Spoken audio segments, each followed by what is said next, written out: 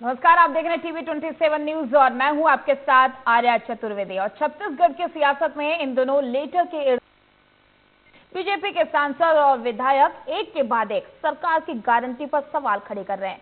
सांसद विजय बघेल ने मोदी की गारंटी पूरी नहीं होने का जिक्र किया, तो वहीं सांसद ब्रजमोहन अग्रवाल ने सीमेंट के बड़े दामों पर सरकार को पत्र लिखा है। विधायक पुरंदर मिश्रा ने अपराध पर अंकुश नहीं लग पाने के कारण सीसीटीवी कैमरे लगाने के लिए पत्र लिख दिया। और वहीं अपनी ही सरकार को पत्र लिखे जाने के बाद प्रदेश में राजनीतिक सियासत गर्मा गई है और विपक्ष को बैठे बिठाए मुद्दा मिल गया है। और इसी बहाने विपक्ष भी सरकार को आड़े हाथों ले रही है। दरअसल प्रदेश कांग्रेस अध्यक्ष दीपक बैज ने कहा कि हम पहले से ही मोदी गारंटी पर सवाल खड़े कर रहे थे, लेकिन अब बीजेपी सांसद ने ही लेटर लिखकर उसकी सच्चाई सामने ला दी। वहीं अपनी ही सरकार को पत्र लिखे जाने के बाद प्रदेश में राजनीतिक सियासत गर्मा गई है। इसी पर करेंगे चर्चा, लेकिन चर्चा से पहले देखिए ये खास रिपोर्ट। प्रदेश की राजनीति में पत्र से मचा बवाल। बीजेपी के ही सांसद विधायक सरकार को लिख रहे पत्र। सांसद विजय बघेल ने मोदी की गारंटी पूरी नहीं होने का किया जिक्र।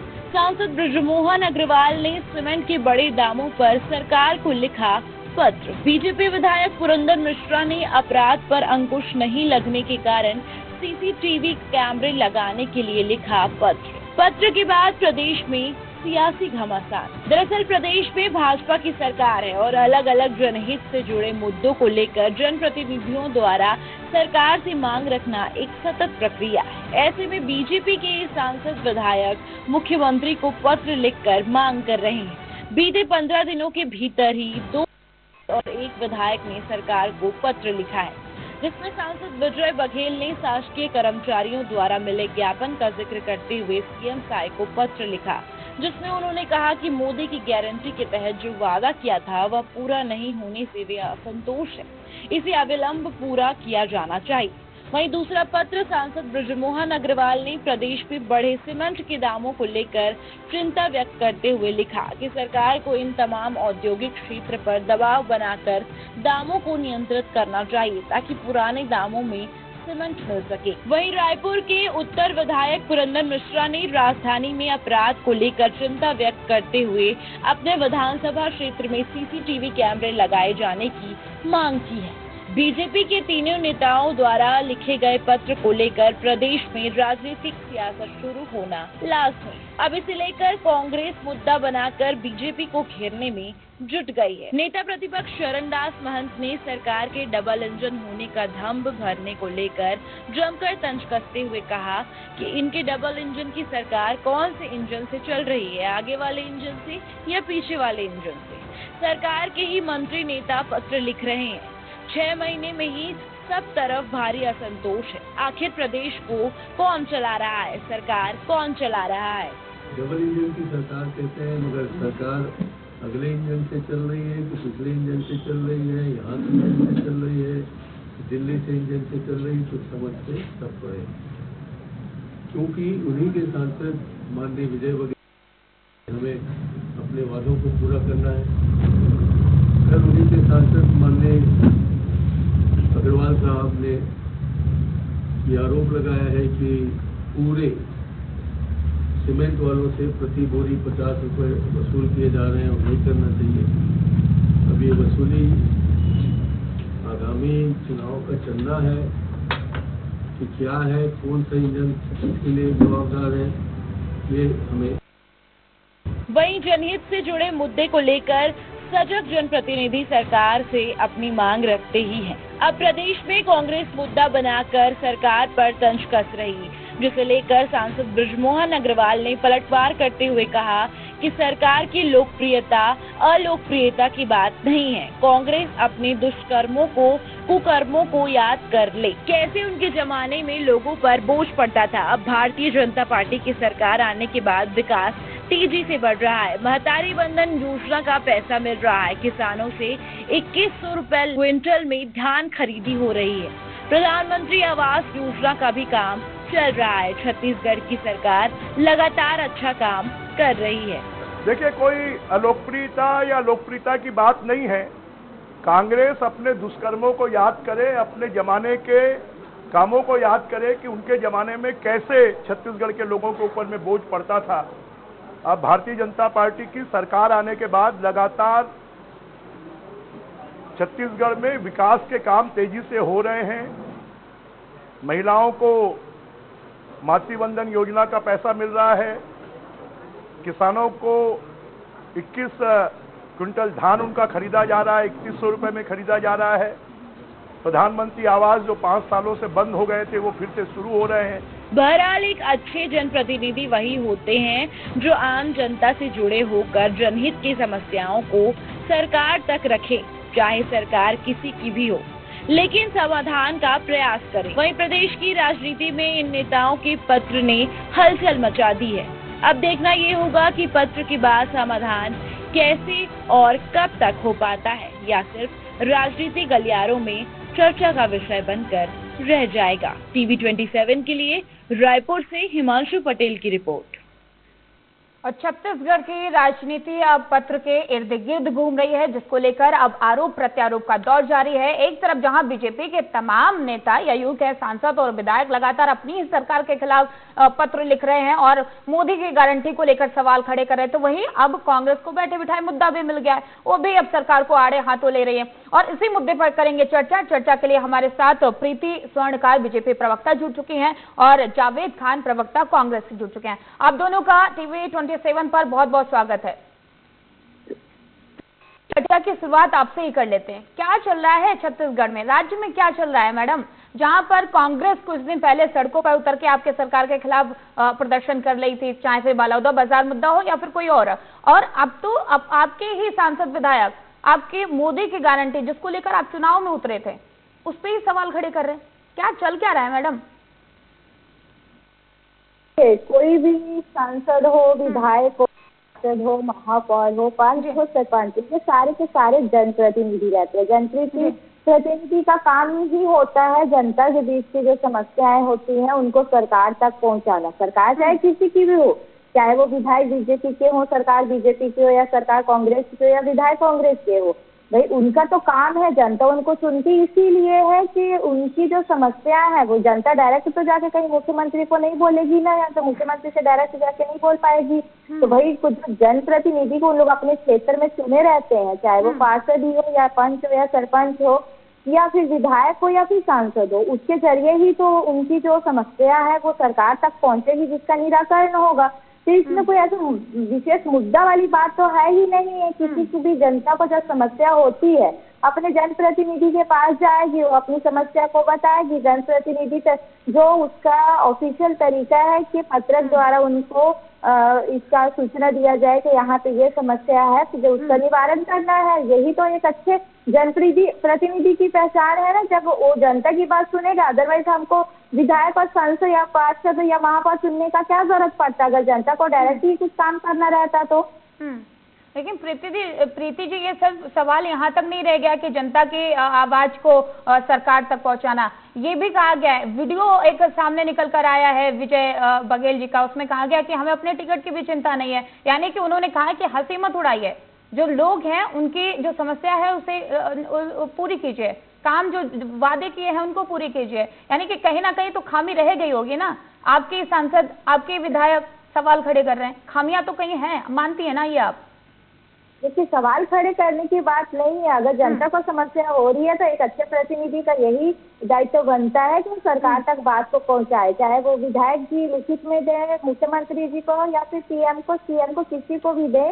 तो एक अच्छा कार्य करने वाला जनप्रतिनिधि वही होता है जो जनता की समस्या को सुने। उसमें आप पार्टी विशेष को लेके सामने करोगे कि हम यहाँ बीजेपी के हैं तो हमारी सरकार है, हम लिखित में नहीं देंगे, जनता की समस्या नहीं सुनेंगे, ऐसा कोई प्रावधान नहीं होता है। एक अच्छा प्रतिनिधि अपने क्षेत्र से अगर खड़ा हुआ है, वो जीता है, जनता उसको अपने विश्वास से वहां पे खड़ा की है, उनकी समस्या सुनना उसका भी फर्ज है जो जनप्रतिनिधि, और उनकी समस्याओं को सीएम या पीएम तक पहुंचाना उनका फर्ज है। तो बिल्कुल जहाँ पे जनता को समस्या होगी, भाजपा का कार्यकर्ता नहीं बोल रही हूँ कि हर एक विधायक, एक सांसद जो जनप्रतिनिधि है, वो उनकी जनता की जो समस्या है उनको ऊपर तक पहुंचाएगा, जहाँ पे उनका सॉल्व हो सके, समस्या का निवारण हो सके। ठीक है, जावेद जी का रुख कर लेते। जावेद जी, एक पत्र को लेकर, एक वीडियो को लेकर इतना हो हल्ला क्यों किया जा रहा है? आखिरकार कहा जा रहा है, प्रीति जी कह रहे हैं कि वो तो दायित्व है, कोई भी प्रतिनिधि होगा वो अपनी जनता की आवाज को आगे तक पहुंचाएगा। जाहिर सी बात है, चाहे फिर केंद्र सरकार तक पहुंचाना हो या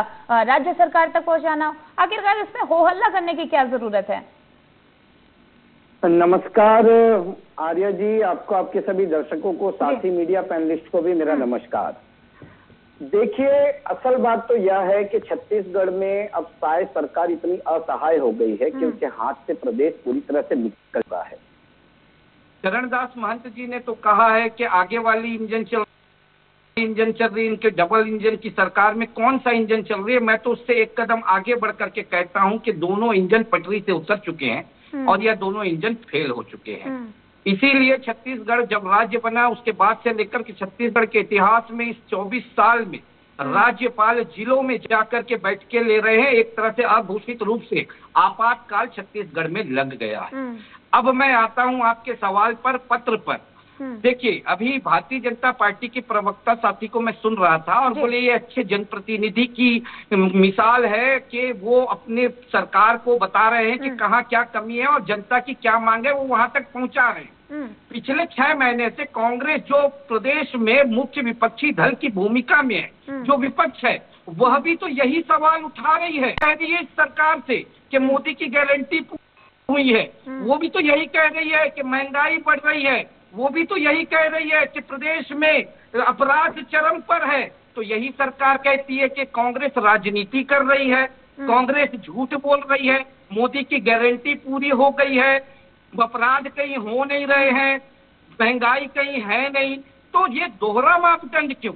विपक्ष जब यही सवाल आपसे करता है तो आप कहते हैं राजनीति हो रही है। जब आपकी पार्टी के जनप्रतिनिधि अब आपसे पत्र लिख करके यही चीज कह रहे हैं तो आप कह रहे हैं कि ये तो अच्छी बात है, वो हमें बता रहे हैं, जागरूक कर रहे हैं। तो यही जागरूकता तो विपक्ष भी आपसे पिछले 6 महीने से कर रही है, तब तो आप इसे राजनीति का नाम दे देते हैं।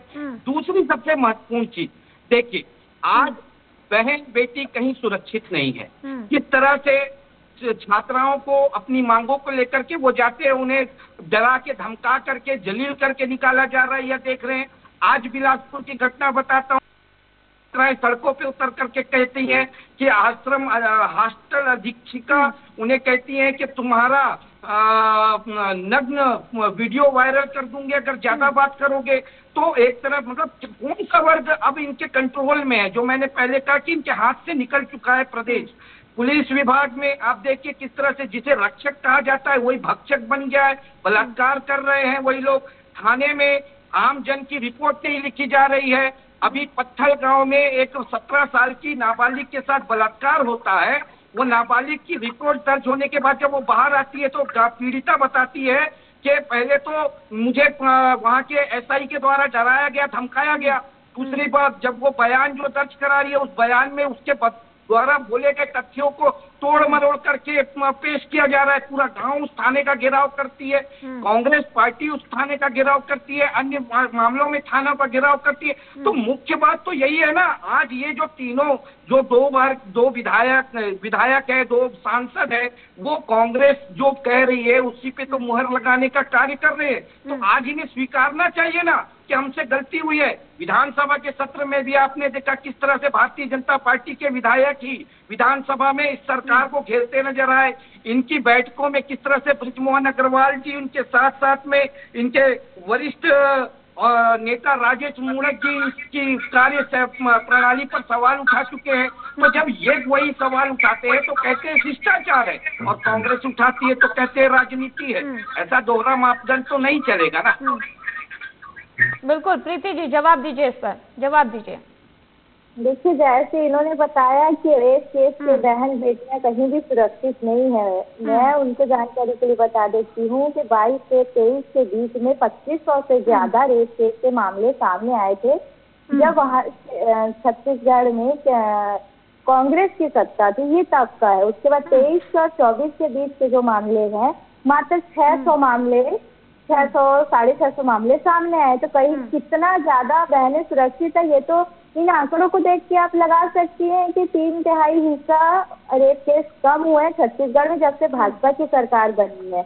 और दूसरी बात, मोदी जी की गारंटी के हिसाब से अगर देखेंगे तो जो पहले का बोनस बकाया राशि था, सरकार ने आते ही किसानों को तय किया, उसको दी।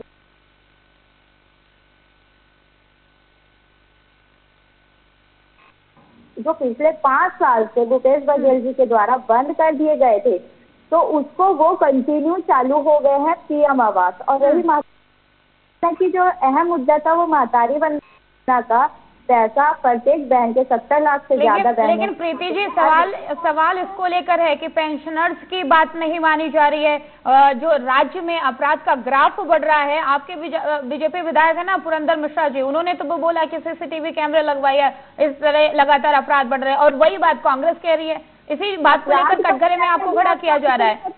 अपराध के मामले से मैंने आपको बताया है, बहनों का जहाँ 25 उससे पीड़ित बहनों का रेप केस का मामले सामने आया था, वही बीजेपी की सरकार में मात्र 600 से ज्यादा, मात्र 650 के मामले सामने। कहीं ना कहीं तो उसमें रुकावट हुई है ना, कमी हुई है ना। तो उसी में जो 600 भी, ये भी हमारी दुर्भाग्य की बात है कि 600 मामले भी सामने आए हैं। छत्तीसगढ़ में तो किसी बहन बेटी की आयु के ऊपर एक भी केस नहीं बनना चाहिए। इसीलिए तो उसमें पुरेंद्र मिश्रा जी ने कोई गलत कार्य नहीं किया है। उन्होंने सुरक्षा के हेतु ही देखते हुए एक पत्र लिखा है कि सीसीटीवी कैमरे लगने चाहिए। तो इसमें क्या मैं सिर्फ अपने साथी भाई साहब से ये पूछना चाहूंगी, क्या आप लोग नहीं चाहते या कांग्रेस नहीं चाहती कि छत्तीसगढ़ अपराध मुक्त हो, या कांग्रेस नहीं चाहती कि छत्तीसगढ़ में अपराधों पे अंकुश लगे, या कांग्रेस छत्तीसगढ़ के विकास के विरोध में रहती है? तो जहां जनता के मुद्दे उठ रहे हैं, जहाँ जनता की मांग को पूरा करने के लिए कोई जनप्रतिनिधि सामने आए, तो इसमें गलत कहाँ पर है? आप लोग इसका समर्थन करिए ना। क्यों आगे नगर निकाय चुनाव के मुद्दे को लेकर कोई भी छोटा सा टॉपिक रहे उसको इतना बढ़ा चढ़ा के करे? जनता के हित के लिए तो कार्य हो ही रहा है ना। आप जवाब दे दीजिए। ठीक है प्रीति जी, इस पर जावद जी से जवाब जरूर लेंगे, लेकिन उससे पहले हमारे साथ वरिष्ठ पत्रकार गंगेश द्विवेदी जी जुड़ चुके हैं। गंगेश जी, आपका टीवी 27 पर बहुत बहुत स्वागत है। जी धन्यवाद। सर, आपको तो पता ही होगा कि छत्तीसगढ़ में क्या चल रहा है, पथ पर राजनीति चल रही है। और ऐसे में आपको क्या लगता है कि जो पत्र लिखे जा रहे हैं बीजेपी के अंदर खाने से, या यूं कहे कि जो विधायक और सांसद हैं, क्या लगता है कि बीजेपी कहीं ना कहीं अपने ही कार्यकर्ताओं को, नेताओं को संतुष्ट नहीं कर पा रही है, या फिर एक ये इशारा है कि जिस हिसाब से केंद्र में सरकार कमजोर हुई है उसके तरफ ये इशारा है कि हर कोई अब बगावत करते हुए नजर आ रहा है? गंगेश जी, आपको क्या लगता है? देखिए, भाजपा में मुझे लगता है ये इस बार जो सरकार बनी है, लगभग 8 महीने हो गए, अभी तक पूरी तरह सरकार अपने फॉर्म में नहीं आ पाई है। जिनको जो जिम्मेदारियां बंटनी थी वो बंट नहीं पाई है। तो मुझे लगता है इसमें जो बहुत सारे और बम्पर विधायकों की जो जीत आई, 55 विधायक चुन के आए हैं, तो सब अपनी पारी का इंतजार कर रहे हैं कि हमको कुछ जिम्मेदारियां मिले। तो यहाँ भी तो स्थिति ये है, जिम्मेदारियों को बंटवारे है कि पूरा मंत्रिमंडल नहीं बंट पाया है। 8 महीने की सरकार हो चुकी है और मंत्रिमंडल नहीं बंट पाया है, तो बिल्कुल एक तरह से हास्यास्पद स्थिति है कहना चाहिए मुझे, मेरे हिसाब से। एक विभाग जो था, 2 बड़े विभाग, उच्च शिक्षा और स्कूल शिक्षा, जिसका हमेशा बहुत महत्व होता है अपनी भावी पीढ़ी को लेकर, तो वो विभाग पहले गिरिजाना लाल जी के पास वो सांसद बन चुके हैं, वो इस्तीफा, लेकिन वो दोनों विभाग ठीक तरह से पटरी पे काम नहीं कर पा रहे हैं। और इसके अलावा 1-2 मंत्री की और गुंजाइश है इसमें। तो इस तरह अगर देखें तो सही मायने अभी तक सरकार ठीक तरीके से काम करने की स्थिति में नहीं है। तो इसका सीधा असर स्वाभाविक रूप से पड़ेगा ही। और चूंकि अपने विधायक जो हैं, अभी वर्तमान जो विधायक है, उनकी भी इच्छाएं हैं कि वो भी चाहते की जिम्मेदारी है। अगर मंत्री पद नहीं मिल रहा है तो निगम मंडल आयोग में नियुक्तियां शुरू हो जाए, उसको लेकर काफी बीच में काफी चर्चाएं थी कि सारे निगम मंडल आयोग में जल्दी नियुक्ति होगी, लेकिन वो भी काम पटरी में नहीं आ पाया है। तो ये सब वजह है कि जिससे लोग भी असंतुष्ट हैं और उसका असर फील्ड में भी दिख रहा है। हालांकि कई सारे मामलों में, जैसे खासतौर पर नक्सली फंड में गृह विभाग बहुत अच्छा काम कर रहे हैं, लेकिन लॉ एंड ऑर्डर की स्थिति में लगातार जो पिछली घटनाएं घटी हैं, कांग्रेस से जो संघर्ष हुए हैं, बलदविहार की बड़ी घटना, ये सब घटनाएं ऐसी जो बता रही हैं कि अब कहीं न कहीं कमजोर पड़ रहा है और उसको बहुत तेजी से सुधारना चाहिए भाजपा को। बिना सुधारे काम नहीं चलेगा। जी जावेद जी, आप पर तमाम सवाल खड़े किए गए। जिस हिसाब से आप यहाँ की गारंटी यानी कि मोदी की गारंटी को लेकर आपकी सरकार और आप लगातार सवाल खड़े कर रहे हैं, लेकिन जहां जहां सर आपकी सरकार है वहां पर आपने कौन सी गारंटियां पूरी कर दी हैं? एमएसपी को लेकर आप लगातार सवाल खड़े करते रहते हैं। आप बताइए, जहां जिस राज्य में आपकी सरकार है आपने वहां पर कितनी गारंटियां पूरी की है? सवाल तो सर ये भी बनता है। आर्या जी, मैं आपके सवाल का बिल्कुल जवाब दूंगा। उससे पहले मैं एक सवाल का जवाब दे दूं जो साथी प्रवक्ता भारतीय जनता पार्टी की प्रवक्ता ने कहा था, और जो महिलाओं के साथ होने वाले अनाचार के आंकड़ों को लेकर के कहा था। भारतीय जनता पार्टी हमेशा से कहती है जहां हमारी सरकार बनती है वहां राम राज्य होता है, और यहाँ की सरकार का तो एक स्लोगन है, विष्णु का सुशासन। आप एक बात बताइए, ये खुद महिला प्रवक्ता हैं, ये कह रही हैं कि 650 बलात्कार हुए हैं। राम राज्य में एक भी बलात्कार होने चाहिए क्या? एक भी महिला के साथ में अनाचार होना चाहिए क्या? एक भी महिला के साथ में दुराचार होना चाहिए क्या? प्रीति जी, आपको मौका मिलेगा, अपनी बारी में बोलिए प्लीज, अपनी बारी में बोलिए। जावेद जी, अपनी बात पूरी करिए। तो राम राज्य की अगर ये कल्पना करते हैं और तो राम राज्य का सपना दिखाते हैं ना, पर फिर वो कांग्रेस के राज में क्या हुआ इसका उदाहरण पेश नहीं करना चाहिए, अपने राम राज की बात करनी चाहिए। उस राम राज में एक भी महिला के साथ में अनाचार नहीं होना चाहिए, ऐसा इनको ठोस पहल इनको करना चाहिए। लेकिन ये क्या बता रहे हैं कि 22-23 में इतना हुआ, 23-24 में इतना हुआ, 24-25 में इतना होगा, 25-26 में इतना होगा। अरे शर्म आती है मुझे ऐसे जवाबों से, और खास करके जब कोई महिला प्रवक्ता ऐसा जवाब दे तो। दूसरी बात, आपने कहा हमने क्या किया। अरे आज जो 3100 रुपए ये भूपेश सरकार की तो देन है, मजबूर किए हमने। 2560 रुपया के धान का समर्थन मूल्य हमने दिया, उसी का तो दबाव है। 15 साल इनकी सरकार थी ना, छत्तीसगढ़ धान का कटोरा हुआ करता था, उस कटोरे को खाली करने का कार्य इन्होंने किया था। किसानों को आत्महत्या करने में मजबूर इन्होंने किया था। और आज जहां जहां हमारी सरकार है, हमने कहा था 500 रुपए में गैस सिलेंडर देंगे, आज तेलंगाना में 500 रुपए में हम गैस सिलेंडर दे रहे हैं। इनकी मोदी की गारंटी थी ना 450 रुपए में छत्तीसगढ़ में गैस सिलेंडर देने की, आज उस गारंटी का तो जिक्र तक नहीं करते ये।